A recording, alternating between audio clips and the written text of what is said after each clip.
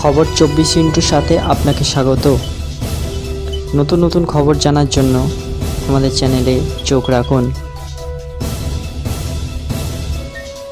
আরজিকর দুর্নীতিকাণ্ডে সাত সকালে ইডির তল্লাশি। শহরের 6টি জায়গায় একযোগে তল্লাশি চালাচ্ছে ইডি। তৃণমূলের চিকিৎসক নেতা সুদীপ্ত রায়ের উত্তর কলকাতার বাড়ি ও নার্সিংহোমে তল্লাশি চলছে। বালিগঞ্জ সার্কুলার রোডেও ওষুধ ব্যবসায়ীর বাড়িতেও হানা ইডির।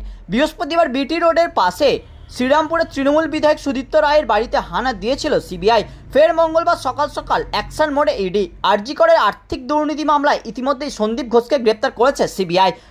আক্তার আলীর অভিযোগ তদন্তে নেবে সন্দীপকে গ্রেপ্তার করে সিবিআই। তাকে দফায় দফায় জেরা করেছে সিবিআই। এবার সেই সূত্র ধরেই আরজিকরের রোগী কল্যাণ সমিতির যিনি চেয়ারম্যান ছিলেন সেই সুদীপ্ত রায়ের বাড়ি ও নার্সিংহোমের ইডি স্ক্যানারে।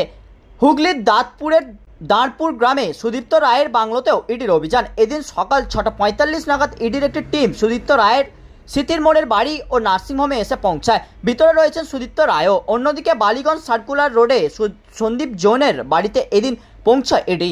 আরজিকর মেডিকেল কলেজে মেডিকেল ইকুইপমেন্ট সাপ্লাই করতেন তিনি। সেখান থেকে কমিশন পেতেন সন্দীপ ঘোষ বলেও অভিযোগ। সেই তদন্তেই বালিগঞ্জ সার্কুলার রোডে তার বাড়ি ও অফিসে ইডি হানা দেয়। সন্দীপ জৈনের কোম্পানির নাম Shri young standing company. Bureau report, খবর 24/7।